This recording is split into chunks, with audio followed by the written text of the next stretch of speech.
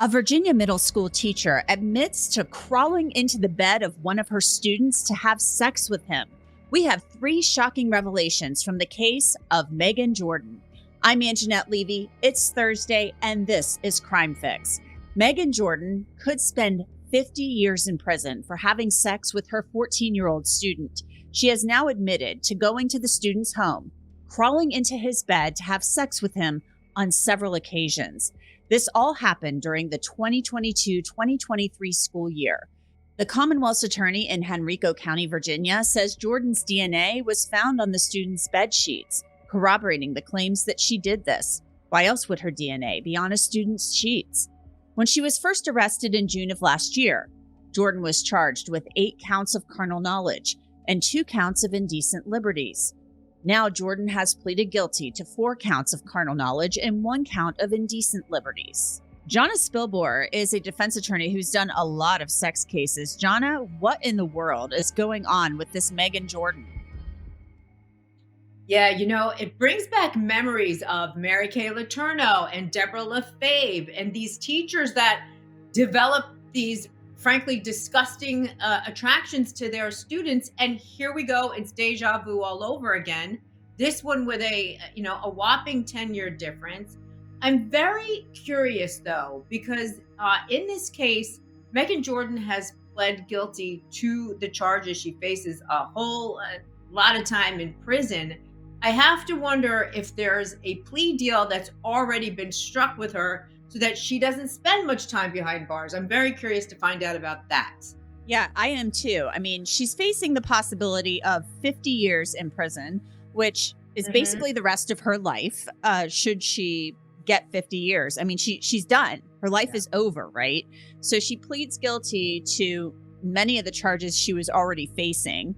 Maybe there is some sort of deal where she gets counseling and maybe she spends X number of years in prison and then eventually gets out and has to do some good. But the allegations in this case are, to me, really, really creepy. So this woman, I should say, I call her a girl, but she's a woman. Yeah. She's probably like a newer teacher.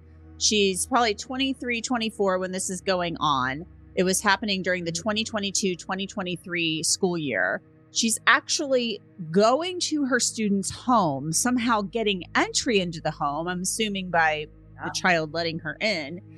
This kid has no clue what he's doing because he's 14 and he's a kid. So they don't know. They're not thinking right. And she's actually getting into his bed to have sex with him. And her DNA is all over the bed sheets. Of course it is. So, I mean, there were a lot of steps taken here. I mean, she had to go to some effort to actually go to this kid's house. So how is a 24-year-old actually attracted to a pubescent kid, a teenager? I mean, he's a child. I know. And that's the really horrific, disgusting part of this. And, she's not really, if she's going to this boy, he's a boy. He's not a man, he's a boy. He was a boy then, he's a boy now. Going to his house under God only knows whose nose and engaging in this sexual activity with him. Like she was not, it almost seems like she wasn't even trying to hide it. In her mind, there was something oddly normal about it, and there's nothing normal about it at all. What is interesting from a whole defense perspective or even societal perspective is with the other famous similar cases in the history, like Deborah Lefebvre and like Mary Kay Letourneau, aside for a moment, jail time wasn't really the objective. Like they didn't go to jail or prison for their crimes unless they screwed up on probation. We've taken sort of historically this kind of softer approach whenever there's a female defendant who is victimizing a young male victim, as opposed to the other way around, right? If this were the other way around, when you have an older male teacher victimizing a younger female student, people say throw the book at him, nobody thinks twice about it. But for some reason, when it's flip-flopped, we tend to give the defendant a little bit of a pass. Why is that? Because you got to remember something else, Angenette, for your listeners. When it comes to statutory rape, which is what this in Virginia, it's called this carnal knowledge of a minor. In most places, it's called statutory rape. That means that even though the victim might be willingly participating in this crime, legally, they're not able to consent. They are too young to legally consent. So it doesn't matter that no quote unquote force was involved. It is still a major heinous felony. But that's why I'm very curious to see if Megan Jordan is going to do any time at all, because a lot of times, and you mentioned this earlier, the punishment is really, well, let's fix this. Let's get counseling. She'll have to register as a sex offender, but we don't really need to throw this woman behind bars. Well, maybe we do. Yeah, well, she's been behind bars being held without bond since last June. Yeah. So she's already done 6 or 8 months or so, whatever, somewhere in there. I'm glad you brought up the name of the charge, because I saw this carnal knowledge charge yesterday and I'm like, whoa, carnal knowledge. I mean, it just reminds me of like a Van Halen album title or something. I think there was one by that title, but you look it up, and in Virginia, it means that a student can't, or a child between the ages of 13 and 15 can't consent because they're a kid. They can't consent to, and it lists the sex acts and stuff like that, which is basically all of them. And so I don't know, I'm wondering myself why we're taking a softer approach to the women. But I look at it like this. So you bring up Mary Kay Letourneau, who passed away years ago. So she's no longer with us. But I think she even had children with the guy she was with, Billy Falau. They eventually broke up. I mean, imagine that. It didn't last. But she, she's still victimizing a student. You're in a position of trust. He may have been a little older. I just can't recall the exact age of Billy Falau when they were having this relationship. He was younger. I think he was 12. He was younger. Okay, even more gross, even more disgusting. But I don't know what's going on up here when you are teaching a child. And I say this, Jonna, because I was a substitute teacher when I first graduated from college for like a year. And so I was like around this age of Megan Jordan. I'd go into these schools, these like kids, there was kids, like it's 17 years old. They look like children to me. And they were 5 or 6 years younger than me. And then the other ones looked even younger. So I don't get what's going on up here and why we would think it's okay, or are we treating Megan Jordan and the other women differently unless maybe there's a history of some horrific sexual abuse. I don't know. In that case, I can see if somebody's really damaged there was this predisposition, but still she got through the system. She was able to gain access to a child. She was able to become a school teacher. And so that, if she's truly a predator, it sounds like she is, she was able to use her job to gain access to a victim. Yeah, and that's kind of almost the MO across the board when you have these teachers, female teachers that are attracted to their male students.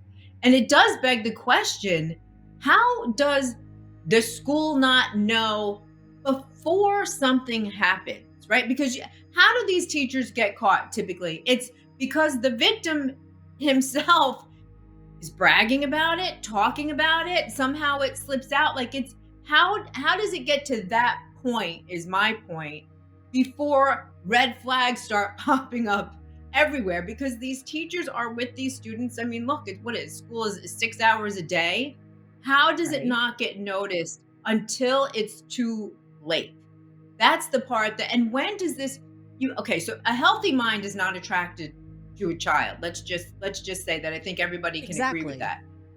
Exactly. These teachers then, are they of unsound, unhealthy minds when they get the job?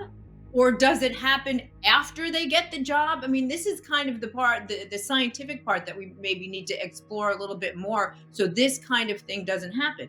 I mean, look, we have, if you're an attorney, you have clients. Sometimes your clients are going to be attracted to you. If you're in college, sometimes you might have a crush on your teacher, but you're adults at that point. Right. When you take it down to the grade school, middle school, high school level, it's a whole other thing. And it's just not right. And the one thing that will follow her, regardless of how much time she gets, what will follow her probably for the rest of her life is the fact that she's going to have to register as a sex offender. At least that's one thing that all of these female predators had in common. They didn't get a pass on that because it's impossible to get a pass on that. And that's a stigma that you can't outgrow, explain away, or run away from. Well, I find it hard to believe that she wasn't like this before she gets into the middle school Right. setting. And then, I don't think she got into the middle school setting and then just some, switch flipped. I don't buy that for a second, because it just reminds me of like the priests with the Catholic sex abuse scandal. A lot of these Right. people, a lot of these people go into these jobs where they know that they'll be able to gain access. I'm not saying that was her sole motivation for being a teacher. Maybe she really wanted to be a teacher and do some good, but something is not quite right there. And I feel like we've seen so many women lately. Obviously for years we were seeing men accused of these crimes with students, but now I feel like we're just in the last few months seeing a string of women who are accused of having sexual relationships with their students. I think part of it is because we're becoming more aware of it. Social media, things like Snapchat, social Oh, media, yeah. these people are doing all this mess on their phones and they're getting caught that way. I'm sure that's part of it. But the other thing that bothers me about this as well, it sounds like this happened quite a few times. And I'll tell you what, if a teacher was sneaking into my house at night, I would certainly know it. Right. And that's another thing, right? Because in this day and age, even though we have social media and people are capturing things on their phone, most people have some sort of security system. They're so easy to get. And Yes. if your kid is a latchkey kid and you're at work and there's nobody home, Yeah. you especially want one of those systems just for protection. So maybe they didn't have one in this case. Maybe they were able to beat it somehow. But it's real, and it went on for a while. Like, it wasn't just a one shot Yes. deal and she got caught. Like, it went on for a long period of time, and it's got to be infuriating for the parents of this victim. It's got to be scary as hell for the parents of any school age child in this day and age. And that's why the times, they got to change. And I think, even though I'm a criminal defense attorney, we've got to come down harder on those who prey on children, regardless of whether they're male or female, regardless of what they look like, regardless of what their position is in society. We have to send a message, because it's too easy. It's happening far too often, and it's far too easy. So your best guess, Jonna, I don't think she's going to get 50 years. I don't see that happening. I mean, She's I, not I, I gonna do just that. don't. First time offender. She's pleaded guilty, so she's throwing herself on the sword, begging for mercy. I'm sure. I'm sure she has Mhm. not liked being in jail, held without bail in Henrico County, Virginia. I don't care where you are in Mhm. jail, unless you're in Club Fed or whatever they call it. It's no Right. cakewalk. So, what's your best guess as far as the sentence goes in May? So here's the one thing I do think: they already know what the sentence is going to be. By the time you get to this point in a criminal case, you've had the discussions with the prosecutor, you've had the discussions with the court, and you kind of know where it's going to fall. The fact that she has spent all this pretrial time in custody will help her, because as a defense attorney, you're going to say, look, she's already done this much time. Let's give her time served. Let's get her into a program. Let's get her, evaluated. Put her on probation. Let's do all those things, because you kind of put the cart before the horse by keeping her incarcerated prior to her deal. I would be surprised if something like that weren't on the table, that she's either going to do no more time or a short period of time. I don't, and listen, I could be wrong. I don't even think she's going to get sent to prison. And that's another thing. In these, prison is not jail. Jail is a little bit easier than state prison. Right. But she might not, if these crimes are probation eligible, she might not get sent to actual prison for them. So it could be a very creative sentencing scheme, or it could be completely wrong. And this judge is going to be like, you know what? 50 years is on the table. You're getting 25. Have a nice life. I don't know. But typically, like I said, we're still a little soft on these female offenders. She might not have the book thrown at her, is what I'm trying to say. Right. Well, we'll wait and see for sure. I mean, I tend to think maybe they'll send her to prison for a little while. Who knows? I could be dead wrong. You're the expert. You're the defense attorney. But let me tell you, I've toured county jails just in doing news stories. I've interviewed female inmates for news stories. You get out of Mhm. there, you don't even think about jaywalking after that. It is like, you're like, no way. I want none of this, but no fun. Yep. All right, Jonna Spilbor, thank you so much for coming on. We appreciate it. Thank you. Good to be here. And that's it for Crime Fix on this Thursday, February 8th, 2024. I'm Angenette Levy. Thanks so much for being with us. We'll see you back here tomorrow. Until then, have a great night.